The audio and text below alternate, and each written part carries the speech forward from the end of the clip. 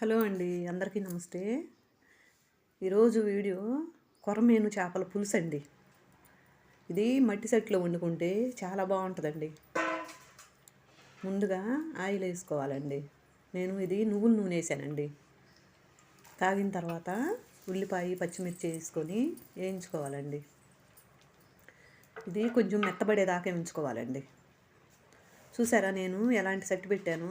వెడల్పుగా ఉండాలండి, ఎత్తు తక్కువ, అదే లోతు తక్కువగా ఉండి వెడల్పు ఎక్కువగా ఉండాలి చేపల కూరకి.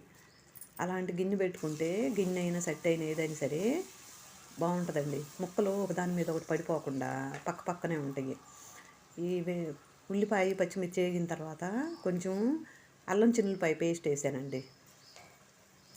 అసలు ఈ కూర ఎప్పుడు తిననోళ్ళు కూడా ఇట్లా వండితే నేను చెప్పినట్టు వండండి, ఒక్క ముద్దలోకి లేకుండా తినేసేస్తారండి. అట్లా తింటారు, అంత బాగుంటుంది. అల్లం చిన్నులపై పేస్ట్ వేసిన తర్వాత అది కూడా వేగిన తర్వాత ఉప్పు పసుపు వేసుకోవాలండి.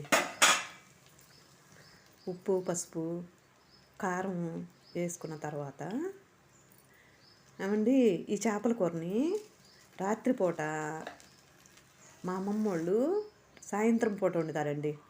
సాయంత్రం మీద ఉండి కట్లి పొయ్యి మీద అన్నమాట.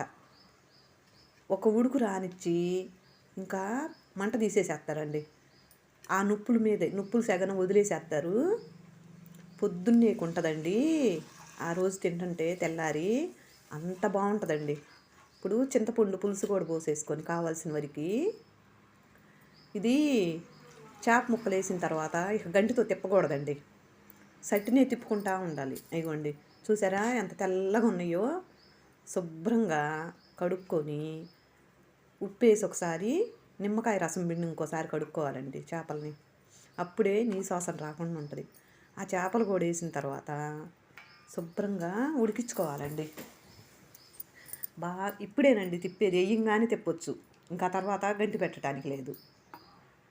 ముక్కలు విరిగిపోయి చిదురైపోతాయి. అట్లా ముక్కలు ఒకదాని మీద ఒకటి లేకుండా సర్దుకోవాలండి పక్క పక్కన.